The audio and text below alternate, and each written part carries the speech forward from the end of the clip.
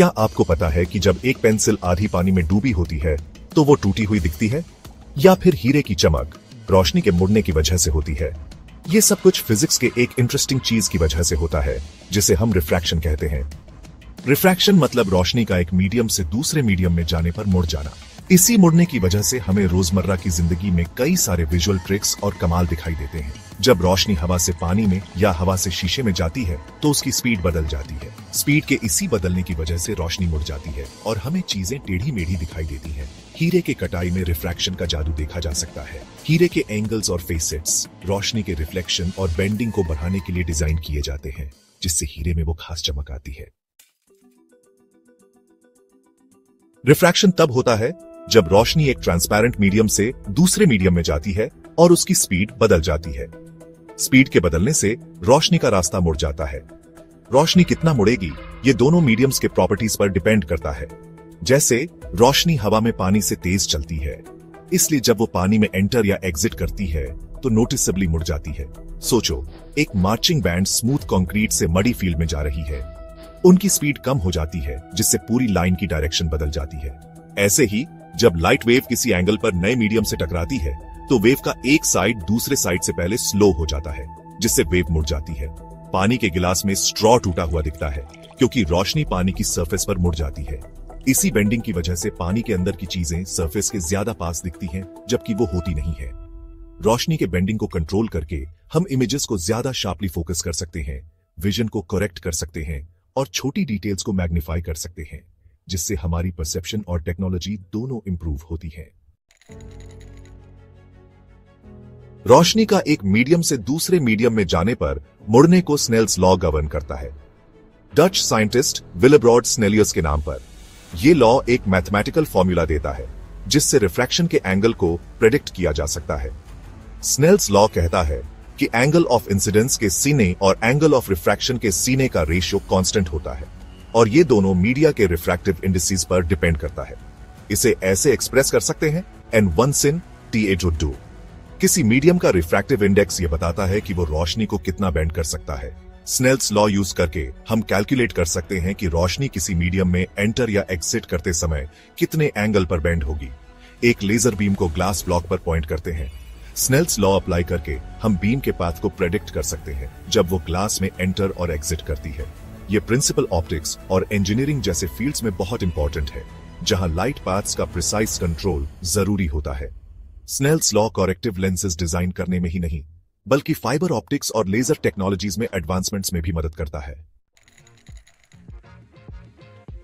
Refractive index ये समझने के लिए एक फंडामेंटल कॉन्सेप्ट है कि रोशनी अलग अलग मीडिया में कैसे ट्रैवल करती है। ये मेजर करता है कि वैक्यूम के मुकाबले किसी मीडियम में रोशनी कितनी स्लो हो जाती है।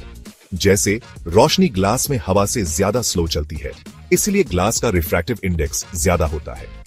अलग अलग मटेरियल्स के रिफ्रैक्टिव इंडिसेस अलग अलग होते हैं। हवा, जिसकी ऑप्टिकल डेंसिटी कम होती है, उसका रिफ्रैक्टिव इंडेक्स लगभग 1 होता है, जबकि पानी का इंडेक्स लगभग 1.33 होता है। ग्लास, जो और ज्यादा डेंस होता है, उसका रिफ्रैक्टिव इंडेक्स उसके कॉम्पोजिशन के हिसाब से 1.5 से 1.9 तक होता है। एक फिश टैंक के बारे में सोचो। अंदर की फिश बड़ी और पास दिखाई देती है क्योंकि वाटर एयर इंटरफेस पर रोशनी रिफ्रैक्ट होती है। नेचर में इस बेंडिंग की वजह से हमें रेनबोज और हेलोज दिखाई देते हैं, जबकि टेक्नोलॉजी में ये लेंसेज और दूसरे ऑप्टिकल डिवाइसेस के डिजाइन में मदद करता है। रिफ्रैक्टिव इंडेक्स को समझने से टेलीस्कोप्स और माइक्रोस्कोप्स जैसे ऑप्टिकल इंस्ट्रूमेंट्स बनाए जा सकते हैं, जहां इमेजेस को फोकस और मैग्नीफाई करने के लिए रोशनी का प्रिसाइज बेंडिंग जरूरी होता है। लैटरल डिस्प्लेसमेंट एक इंटरेस्टिंग फिनोमिनन है जो तब होता है जब लाइट बीम ग्लास स्लैब से पास होती है और पैरेलल निकलती है, लेकिन अपने ओरिजिनल पाथ से डिस्प्लेस्ड होती है। यह शिफ्ट इसलिए होता है क्योंकि रोशनी ग्लास में एंटर करते समय बेंड होती है, उसमें ट्रैवल करती है और फिर एयर में एग्जिट करते समय फिर से बेंड होती है। लैटरल डिस्प्लेसमेंट कितना होगा ये ग्लास की थिकनेस और उसके रिफ्रैक्टिव इंडेक्स पर डिपेंड करता है। इमेजिन करो, एक लाइट रे किसी एंगल पर ग्लास स्लैब में एंटर कर रही है। जैसे ही रे ग्लास में पेनिट्रेट करती है, वो ग्लास के ज्यादा रिफ्रैक्टिव इंडेक्स की वजह से नॉर्मल की तरफ बेंड हो जाती है। ग्लास में ट्रैवल करते समय रे स्ट्रेट लाइन में मूव करती है और एग्जिट करते समय नॉर्मल से दूर बेंड हो जाती है। इससे लाइट पाथ लैटरली शिफ्ट हो जाता है, जिससे एक इंटरेस्टिंग ऑप्टिकल इफेक्ट क्रिएट होता है। लैटरल डिस्प्लेसमेंट को समझने से प्रिसाइज ऑप्टिकल इंस्ट्रूमेंट्स डिजाइन किए जा सकते हैं और कैमरास और माइक्रोस्कोप्स में इमेजेस को करेक्ट किया जा सकता है। ये बीम स्प्लिटर्स और वेव गाइड्स जैसी डिफरेंट ऑप्टिकल टेक्नोलॉजीज के डेवलपमेंट में भी रोल प्ले करता है, जो रोशनी की डायरेक्शन को कंट्रोल करने पर डिपेंड करती है। रोजमर्रा की जिंदगी में लैटरल डिस्प्लेसमेंट तब ऑब्जर्व किया जा सकता है जब हम थिक ग्लास विंडोज या एक्वेरियम्स से देखते हैं। रिवर्सिबिलिटी का प्रिंसिपल लाइट बिहेवियर का एक इंटरेस्टिंग एस्पेक्ट है, जो कहता है कि अगर रोशनी की डायरेक्शन फ्लिप कर दी जाए तो वो रिवर्स में सेम पाथ फॉलो करेगी। इसका मतलब है कि अगर रोशनी पॉइंट ए से पॉइंट बी तक कई मीडिया से ट्रैवल करती है तो वो बी से ए तक भी सेम पाथ पर वापस ट्रैवल कर सकती है।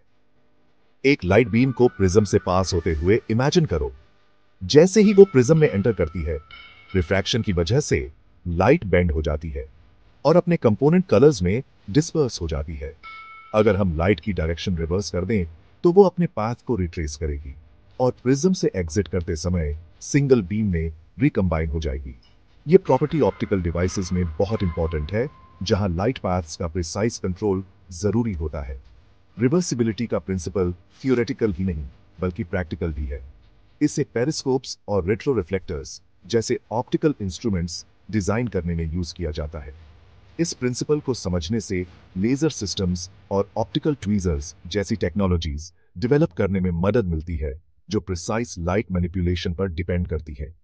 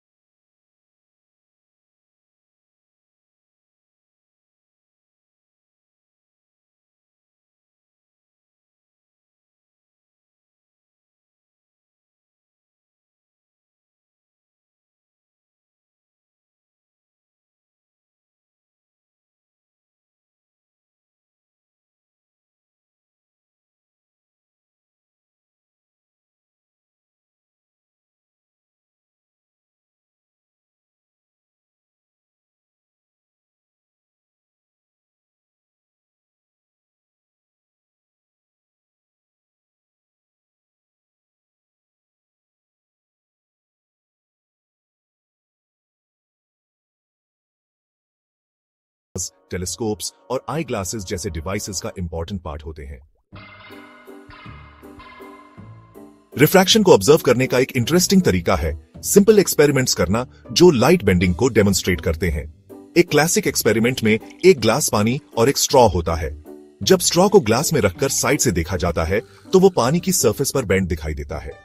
ऐसा इसलिए होता है क्योंकि लाइट की स्पीड और डायरेक्शन चेंज हो जाती है जब वो एयर से पानी में जाती है, जो रिफ्रैक्शन का क्लियर डेमोन्स्ट्रेशन देता है। एक और एक्सपेरिमेंट में एक लेजर बीम और एक ग्लास ब्लॉक होता है। लेजर को किसी एंगल पर ब्लॉक पर शाइन करके हम बीम का बेंडिंग ऑब्जर्व कर सकते हैं जब वो ब्लॉक में एंटर और एग्जिट करती है। ये सेटअप विजुअली इलस्ट्रेट करता है कि लाइट स्नेल्स लॉ के हिसाब से कैसे बिहेव करती है और दिखाता है कि मीडिया के रिफ्रैक्टिव इंडिसेस के हिसाब से वो प्रेडिक्टेबल पाथ लेती है। एक और इंटरैक्टिव डेमोन्स्ट्रेशन में ग्लास प्रिज्म यूज करके रेनबो क्रिएट करना होता है। सनलाइट को प्रिज्म से डायरेक्ट करके लाइट अपने कंपोनेंट कलर्स में डिस्पर्स हो जाती है, जिससे स्पेक्ट्रम क्रिएट होता है। ये डिस्पर्शन कलर्स के अलग अलग रिफ्रैक्टिव इंडिसेस की वजह से होता है, जिसमें रेड सबसे कम बेंड होता है और वायोलेट सबसे ज्यादा। ये एक्सपेरिमेंट्स न सिर्फ रिफ्रैक्शन के कंसेप्ट को क्लियर करते हैं, बल्कि लाइट के बिहेवियर के बारे में क्यूरियोसिटी और वंडर को भी इंस्पायर करते हैं। रिफ्रैक्शन के मैजिक को एक्सप्लोर करते हुए हमने उन प्रिंसिपल्स को अनकवर किया है जो लाइट के बेंडिंग और उसके कई इंटरेस्टिंग रिजल्ट्स को गवर्न करते हैं। पानी में बेंड हुए पेंसिल के सिंपल ऑब्जर्वेशन से लेकर ऑप्टिकल फाइबर्स और लेंसेज के कॉम्प्लेक्स एप्लीकेशंस तक, रिफ्रैक्शन नेचर को समझने और टेक्नोलॉजी के डेवलपमेंट में इंपॉर्टेंट रोल प्ले करता है। Snell's law, refractive index, lateral displacement और रिवर्सिबिलिटी के प्रिंसिपल को समझकर हम ये समझ पाते हैं कि लाइट अलग अलग मीडिया के साथ कैसे इंटरैक्ट करती है। मिराजेस, हीरे की स्पार्कल और ऑप्टिकल फाइबर्स की फंक्शनैलिटी के रियल लाइफ एग्जांपल्स नेचर और टेक्नोलॉजी दोनों में रिफ्रैक्शन की इंपॉर्टेंस को हाईलाइट करते हैं। जैसे ही हम इस एक्सप्लोरेशन को कंक्लूड करते हैं, रिफ्रैक्शन की दुनिया फर्दर क्यूरियोसिटी और इन्वेस्टिगेशन के लिए इनवाइट करती है। एक्सप्लोर और लर्न करते रहकर हम यूनिवर्स और उसमें अपनी जगह के बारे में और ज्यादा अनकवर करते हैं, लाइट के सिंपल येट प्रोफाउंड बेंडिंग से इंस्पायर्ड होकर। लाइक और शेयर करें और ऐसे ही मजेदार तरीके से डिफिकल्ट कॉन्सेप्ट्स को सीखने के लिए सब्सक्राइब करें कॉन्सेप्ट एक्स गुरुजी को। कमेंट करें कि अगला टॉपिक क्या होना चाहिए और हमारे टेलीग्राम चैनल को ज्वाइन करें, लिंक डिस्क्रिप्शन में है।